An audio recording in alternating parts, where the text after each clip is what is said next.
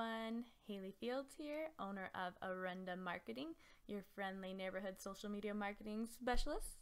Today I am going to give a quick training on Facebook ads, specifically on Facebook ads audience targeting. I see people get this wrong all the time. We get constant inquiries on how to do this. It can be a little confusing if you don't know what you're doing, but today I'm just going to show you exactly what you need to know to set up your audience targeting so that's effective and you're only paying to reach the people that will actually become customers or whatever it is you want them to become. Just to start off, I'm letting you know I'm not going to try and sell you anything at the end of this course. I know a lot of free trainings end with the sales pitch. I'm not going to do that. I absolutely love what I do. I love training as much as I love doing. We are available for hire and we do run training workshops for individuals and for companies.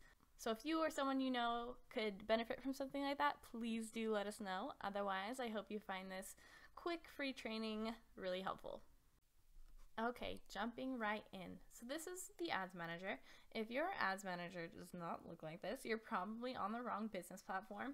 The quick way to find out if you are or are not is you open a new tab and go to business.facebook.com. If it says create account when you go to that tab, you haven't moved your page over to the new Facebook Business Manager yet. If this is you and you're not sure how to move your page over, shoot me a quick email and I'll send you a tutorial on how to do that. It's just a new business Facebook manager. It's really quick and really easy to move over. It can be a little confusing if you don't know what you're doing, so I put together a quick tutorial. But I highly recommend moving to the new business manager platform. It opens up a lot of new opportunities and a lot of new features that aren't available on the old one. So there are a lot of ways to create audiences, saved audiences that you can use to run your ads to. For clarity, for sake of time, we're only going to go over one way today, but no, there are more ways to do this. So if you click on this little hamburger up top in your business manager from the ads manager platform and click on audiences, this will take you to a place where you can put together your audiences. So go to create audience and click saved audience. So this is where you can put together your audience. So it starts, okay, so first you can name your audience whatever you want. I like to save that for the end because I like to name it very specifically so I know exactly what this audience is about. And no one else will see this audience name except for you. It's just for organizational purposes. So it starts off by very broad, basic demographics by location, age, gender, and language. So you can play with this. There's options. You can target people who live in a certain location, who recently were in that location. So a lot of times if we're trying to target people who work in a certain location, we'll use this. Like for example, if you're a restaurant trying to catch the lunch crowd. Or you can also target people who are traveling in this location. So if you cater to those who are traveling in your area, that would be a good demographic to target. Otherwise, you can target just everyone in this location or people who live in this location.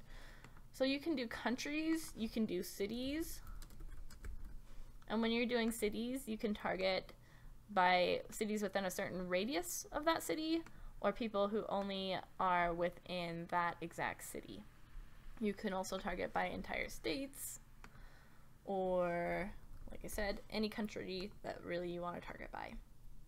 And you can add as many different locations to this list as you would like.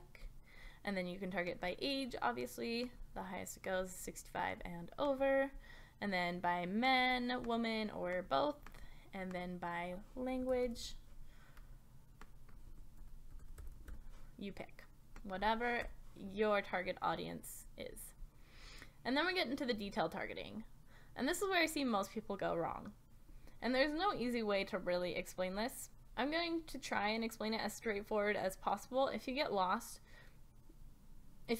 there will be a link to a blog post that goes into a little bit more detail. And if you have any other questions, feel free to shoot me an email. I'm always happy to help. But this part, it's very important you get this part right. This is where the magic happens. If you can get this part right, your Facebook ads will be 10 times more effective. Okay, so a couple things starting off. You can target people. If you click on browse, you can see the different categories that you can target people by. There's really 3. There's more categories. They're still building this out. That's super random. All they have right now is nail care. Just ignore that. So demographics, interests, and behaviors. You should always start with demographics and behaviors. Interests should be used not at all or sparingly. And this is where I see most people go wrong first and foremost. They target by interest rather than demographics and purchase behaviors. And the reason that's wrong, and the example that was given to me that I've always remembered, is you can target people, say you're trying to sell a Ferrari. You can target people who are interested in Ferraris. That's an option. And that will be targeting people who have liked pages similar to Ferrari Facebook pages. And that is great and all, but it would be so much more effective to target people who have a purchase behavior of buying high-end luxury sports cars, because those people can afford what you're selling and they have a past purchase behavior of buying that product. Rather, a lot of people are interested in Ferraris, but not everyone can afford them. So a lot of people are interested in a lot of different things, but purchase behavior is much more indicative if those people will become your client or customer than their interests. So there are a lot of different options to target by. It really depends on what your product is and what industry and what audience you're trying to reach.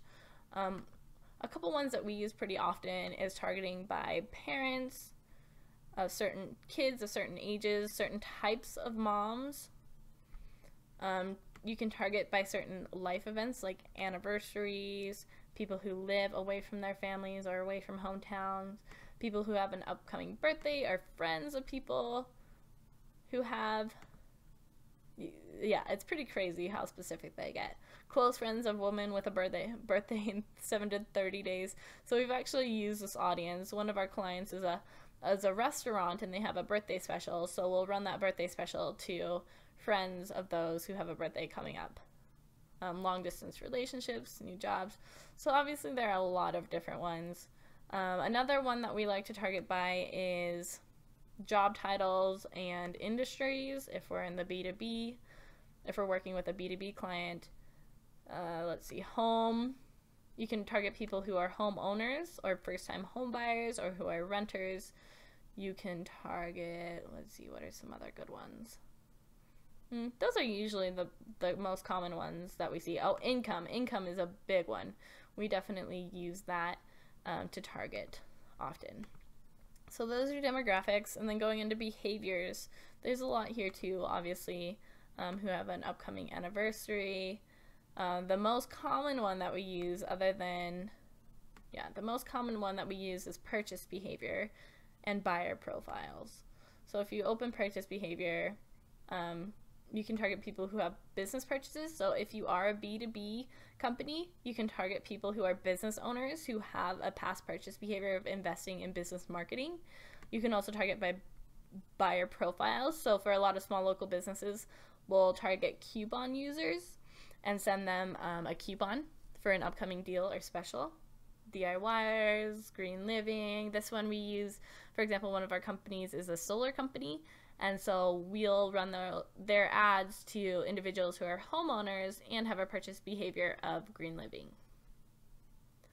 Trendy Homemakers, that's another great one. Clothing, if you're a clothing company, that's a great one. And remember, these are all purchase behaviors. So these are people who have a pattern of buying these types of products. So yeah, scroll through there. There's a bunch of good ones. Again, it just really depends on who you are trying to target. Okay, so those are the options. Now let's get into how to set these up right. And this is probably the second most common thing I see people doing wrong. So let's say, okay, let's go back to our solar power company example. We want to target homeowners. So this is people who own their home, who also have a behavior of green living. So see, there's two boxes here, and the way I open the new box is if you hit narrow further, it will open a new box. So within each box, say I put these both in the same box. So within each individual box, This is an either or. So we're saying, hey, Facebook, show this ad to people who are either homeowners or have a purchase behavior of green living. But that's not what we want. We want to target homeowners who also have a purchase behavior of green living. We want them to meet both criteria. So by putting them in separate boxes, we're saying, hey, Facebook, I want my ad to be seen to people who are homeowners and also have purchase behaviors of green living. This allows you to really narrow it down to the people who are most likely to become paying customers. You can even narrow this further by income level. So we want people who are homeowners and have a purchase behavior of green living and can afford solar panels, so they have a certain income level. Also, we want to target people who don't already have solar panels, so we'll use the exclude people box to exclude people who already like solar power related pages, such as we want to exclude, it might be, we don't have to, you don't always have to use the exclude button, but sometimes it's good to exclude perhaps like employers of Vivint Solar or people who are already interested in solar power or one of your competitors, because they are likely to already have the product that you're trying to sell. So this is a really beautiful, to me, like I look at this and say, this is beautiful. We're very specific. We're targeting people who are actually own a home, who match a buyer profile of green, sustainable living, who make an income where they can afford solar panels, and who aren't already solar panel owners. So this is a really great setup for audience targeting. A couple other things to mention: as you're setting up your audience, make sure to scroll back up here as you go. See this potential reach? Facebook doesn't like this number to go below about 36,000, so you want to keep it at about that number. Even this is still a little broad, and obviously we're targeting broadly here. So for these guys, for example, they are in Saratoga Springs, so we want to target people within a 50-mile radius of them. That gets our audience size to 68,000 people, which is pretty good. It's even still a little big, so we want to maybe hone that in a little bit and keep it as relevant. So play around with it. Now it's too small. 30,000, 41,000 people. So that's a great audience. That's a great size.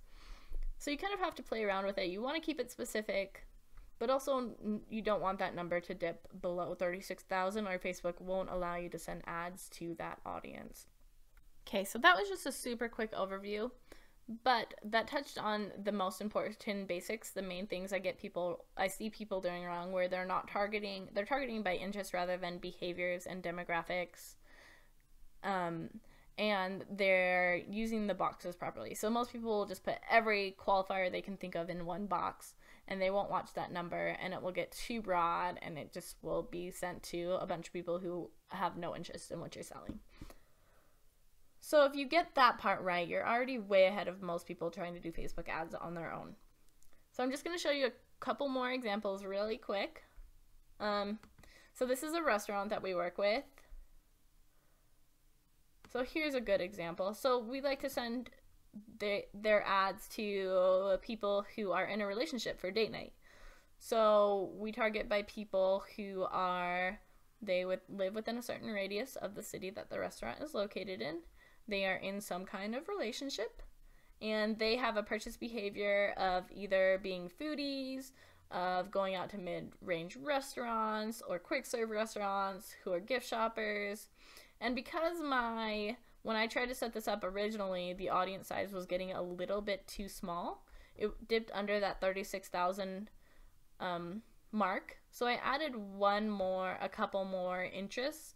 And so it brought that number up to where I wanted it to be, but these interests that I added are still relevant. So I added people, this is a Brazilian restaurant, so I added people who are interested in Brazil, who are interested in date night, or in South American food, or people who go to BYU, because a lot of students in BYU aren't necessarily in a relationship, but they want to be, so they're taking other people out on date nights.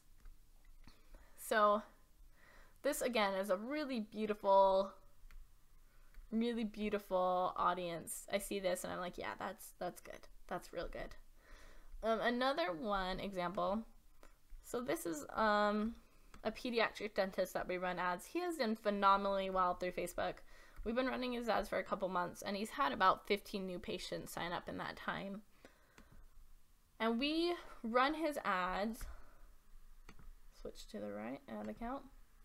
We run his ads. So he is, he's a pediatric dentist, but he has a couple really huge, really significant differentiating factors that no other pediatric dentists in the area offer. For example, he has $0 copay cleanings and checkups.